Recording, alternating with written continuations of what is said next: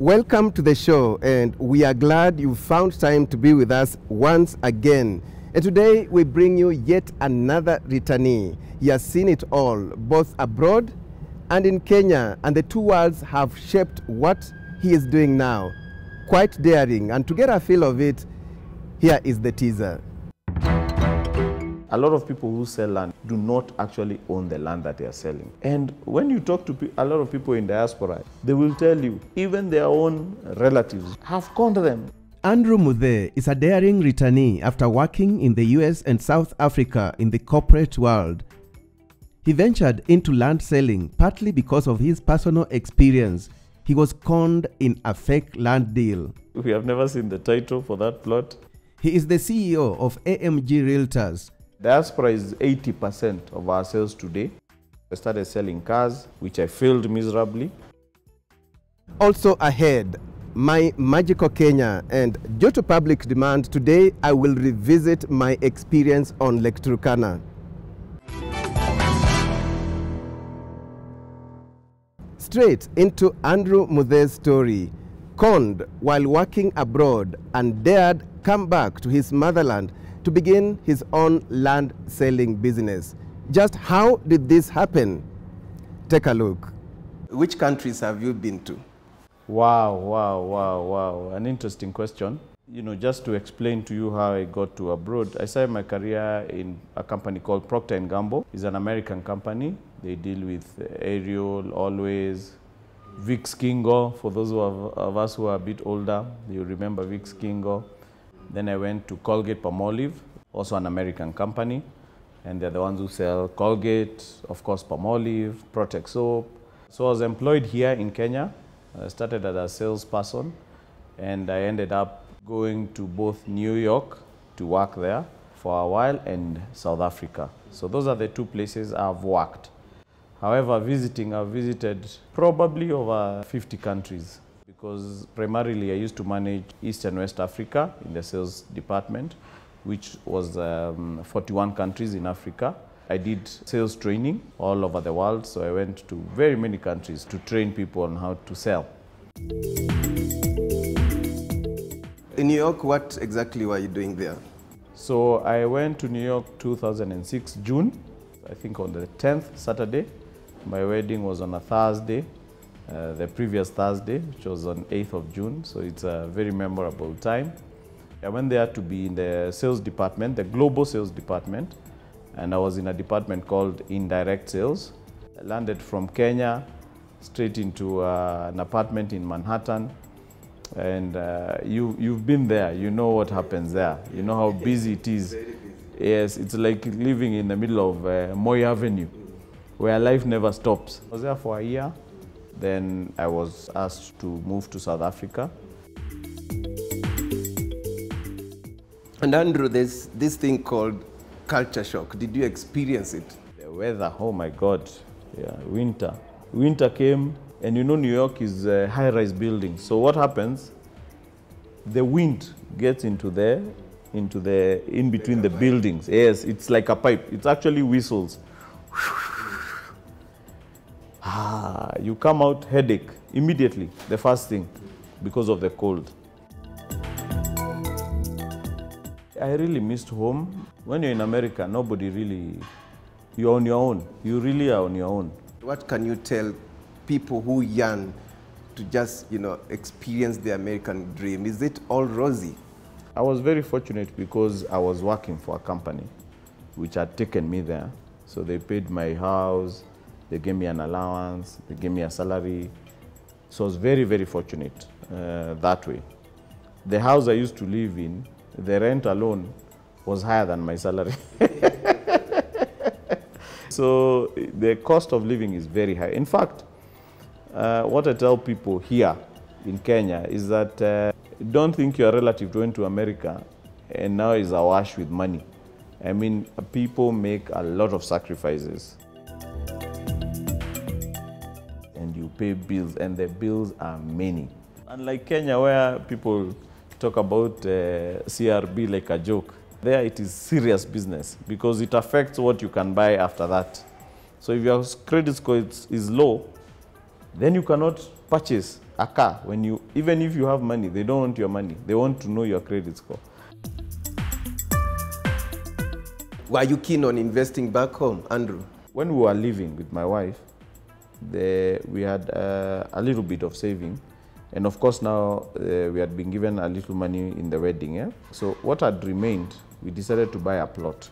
And we actually gave the money to one of our friends. That was 2006, who was in the land business. And he sold us this plot. And up to today, 2021, we have never seen the title for that plot.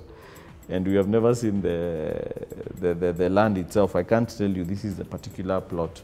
Even when we were in New York, and the little savings that we could make because of the allowances that I used to get, my biggest dilemma was who can I trust this money with?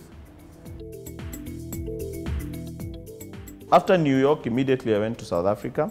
And what I saw in South Africa was that Africa was booming. So I sat and thought that, if Africa is booming, why should I not participate in this boom as an entrepreneur? So I came back, and in March 2011, I resigned. And when I resigned, I did not start AMG immediately. My father used to sell cars, so I started selling cars, which I failed miserably. A friend of mine called me to Nanyuki, and he told me, we have some shambas we are selling here, come and see. So when I went, I fell in love with the place. And so he sold me 1 acre, and I told him, why don't I bring my friends to buy here so that at least we can have a gated community here, kind of. So I could have me and my friends together. And he said, yeah, in fact, for every land that you sell, I'll give you some commission. I said, yeah. Is that so? Yes. Okay, sawa. So I went, sent a write-up to everybody I knew. Out of that, I was able to sell 25 acres, which was just shocking. So this guy was also shocked because I don't think he thought I can sell that much. And then, interestingly now, all those memories I used to have of one day starting a company that sells land came back to me. And that is actually the genesis of Amg Realtors. So this land, I bought it in my name, in my personal name. So I said, okay, what are the things do I need to do so that I keep true to those things I used to dream about? What will make me assure my clients that when you buy land from us, or from me, that time it was just me, I was everything, that you'll get your title. So I started studying why businesses that are in the land selling business do not deliver titles. And I quickly discovered that a lot of businesses, what they do is that they enter into almost like a partnership with the owners of the land. So you come, if I find Alex is selling 10 acres at 20 million, I give him a deposit of 2 million. And then I tell him, Alex, allow me to sell this land, and as I sell, I'll be paying you. Alex is happy, he has 2 million. So he says yes. So I start selling the land. But as a human being, what I do is that the money I get, instead of paying Alex, I go and buy another land, and then another one, and then another one, and then another one. But meanwhile, Alex, you are waiting for your 18 million balance, which you are not seeing. The land still belongs to you because I have not completed paying. So what will happen? What happens is you will never transfer it to me. Meanwhile, now customers are calling me, hey, I bought land from you 2 years ago. You have never given me a title. Oh, yeah, the surveyor went. There was a small issue, blah, blah, blah. Stories, stories, stories. So that is one of the biggest issues, that the people who are selling land, a lot of people who sell land, not all of them, do not actually own the land that they are selling. So how different is AMG? We will only sell land that we own. And it doesn't matter how slowly we are going to move, but we'll be only the land that we have finished paying, the title has been changed into our name, shall we start selling. And then the other thing is subdivision. Subdivision takes time. And then when we buy the land, let us also do the subdivision. So when you're buying the land, the plot that I'm showing you is actually subdivided. And actually the process has been completed. We actually give you a money bank guarantee Money bank guarantee says that if you complete your payment with us, and in 60 days I have not given you your title, and you have signed all the forms, I have the responsibility to return full amount of money to you, full refund, without even cutting one shilling. Wow, quite engaging and inspiring. We will continue with Andrew Muthe's story right after the break. Welcome back. Today we are featuring Andrew Muthe. He was conned in a fake land deal while working abroad, and he dared come back to his motherland to begin his own land selling business. When you talk to a lot of people in diaspora, even today, they will tell you, even their own relatives, very close, some even their own parents, sorry to say, have conned them out of their hard-earned money. And let me tell you, life is hard there. It's not easy. I mean, you really, really sacrifice a lot to save. And you send the money home, and, and I'm not saying everybody has gone through that, but a lot of people have gone through that. You send to a relative, you send to a friend. Another lady was telling me she sent money through a friend from Germany, and the lady said the bag was stolen. Just very, very, very, very scary stories. Alyosho. So I used to say, I started saying, we have to have a way where people can feel safe with sending money home.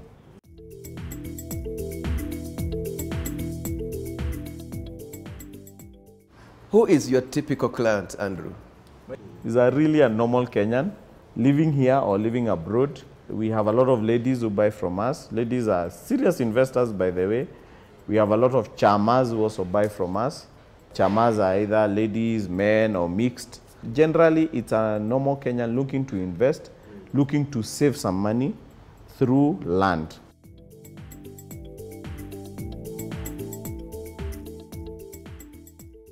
From my experience and even the statistics we get from the Central Bank of Kenya, Kenyans abroad are really sending money back home. Over 200 billion shillings every year. And I believe one of the areas they're investing in is real estate. So to what extent is the diaspora your market? Diaspora is 80% of our sales today, or 80% of our revenue is coming from diaspora, and it's a growing market. First of all, being out there, the diaspora wants to invest back home. They are very keen to invest back home. They say, home is always best. East or west, home is always best. So they are very keen to invest back home. Especially through credible. Exactly. Yeah. And that's the challenge. Getting a credible company or a credible organization that they can put their money in. So we've been able to deliver to them the promise of a title and deliver to them anywhere where they are.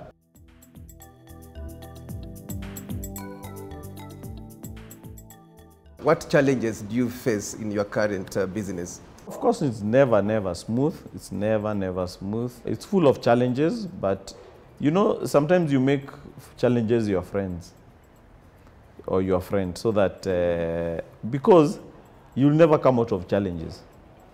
Even if you watch people who win the lottery and win $10 million, in fact, they get more problems than when they had they had no money.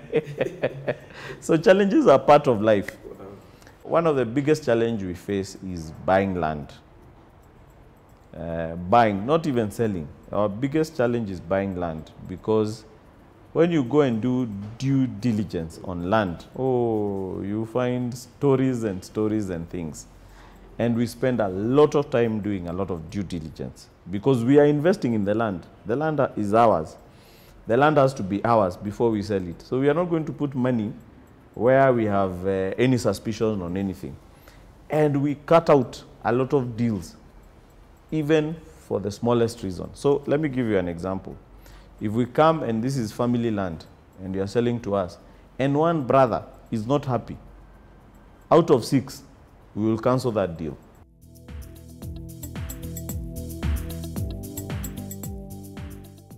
Which parts of Kenya it's your land or the land you are selling available? Where have you sold so far? Across Kenya, so we've sold in Nanyuki big time. That accounts for maybe 70% of our sales. Secondly, we have done Nakuru. We've sold in Isinya. We've sold in Emali. Now we are selling in Dry Port, Naivasha Dry Port. This is an inland container depot. I was a diasporian, so to speak. And the diaspora people, they are very good. They know that the money that I'm getting here, wherever I am, in France, in Sweden, in Germany, in America, I need to be investing back home. Because every Kenyan will tell you, one day their dream is to come back home. Most of the Kenyans, they will tell you, I want to go back home one day and settle there. And even if I don't go, I want my kids to go, or I want to own at least something there. Great. I believe you've been inspired by Andrew Muthe's story. Amazing experience there, home and away. Time now for my Magical Kenya segment. And as I had indicated to you earlier, today I revisit my recent tour on Lake Turkana, and this is due to public demand.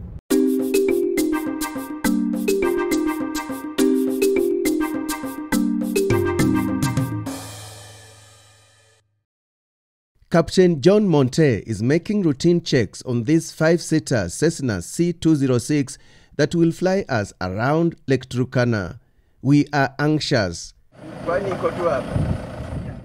having been told to brace for a breathtaking but exciting bird's eye view of the lake and its attractions.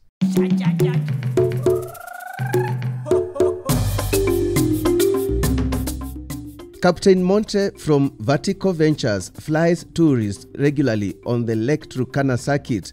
My cameraman Josephat Ekiru and assistant producer Jeremiah Eregai and I are first-timers, but we are lucky to be accompanied by the managing director of Elia Springs Resort, Rolf Glor, who understands the route and is ready to be our tour guide. We might fly a bit higher so that we have a good view. Chakwel, Southern Island, Lokipi, and the windmills towards Rangalani. Welcome aboard. Within no time, we are airborne. One of the things we notice is just how the lake has swollen, swallowing structures in some places.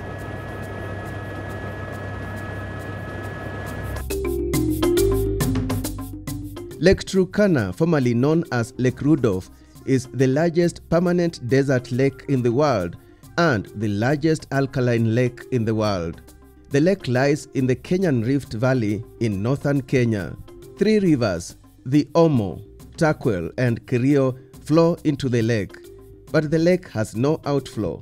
Its only water loss is by evaporation. This is Kerio Delta. It's all smooth so far, though we have been warned to brace for some turbulence at some point as it can get windy. Lake Turkana has several volcanic islands. This is Southern Island. It is the biggest island in the lake, covering nearly 3,900 hectares with locky shores, muddy bays with extensive bushes. And this is Nabiotum crater, yet another geological marvel in the middle of the lake. A bit windy here, but manageable.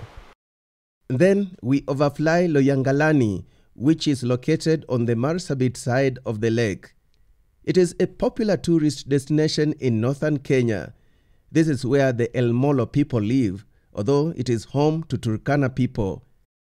El Molo is considered to be the smallest tribe in Kenya. After a 1.5-hour tour in the skies, we land at Loyangalani for lunch. After lunch, the journey continues. This is Sibiloi National Park, yet another signature attraction managed by the Kenya Wildlife Services. As the cradle of mankind, Sibiloi is home to important archaeological sites, including Kobe Fora, where the fossil remains have contributed more to the understanding of human evolution more than any other site on the continent. Sibiloi is a major breeding ground for the Nile crocodile. It has terrestrial wildlife too. Our 3-hour aerial tour of the lake would be incomplete without overflying Central Island, yet another popular site on the lake, a sight to behold. The island, as documented by the Kenya Wildlife Services, is made up of 3 crater lakes, that is the Crocodile Lake, Flamingo Lake and Tilapia Lake. The Crocodile Lake provides a breeding ground for the world's largest concentration of Nile crocodiles. We had planned to fly all the way to the north, but Captain Monte advises that we are running short of time and we have to fly back to Elie airstrip. Nevertheless, this is good enough. What a journey!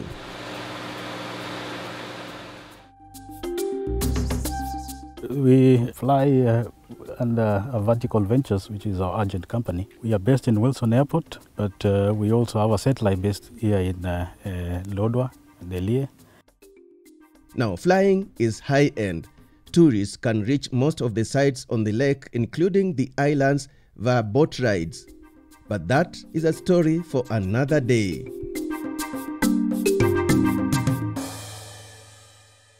Amazing.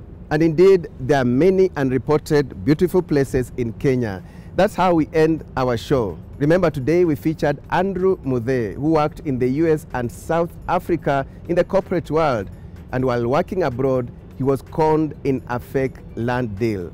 That's what ignited his current business, with the diaspora being his biggest clientele. On behalf of the entire Chams Media crew, thank you so much for watching and see you again next time.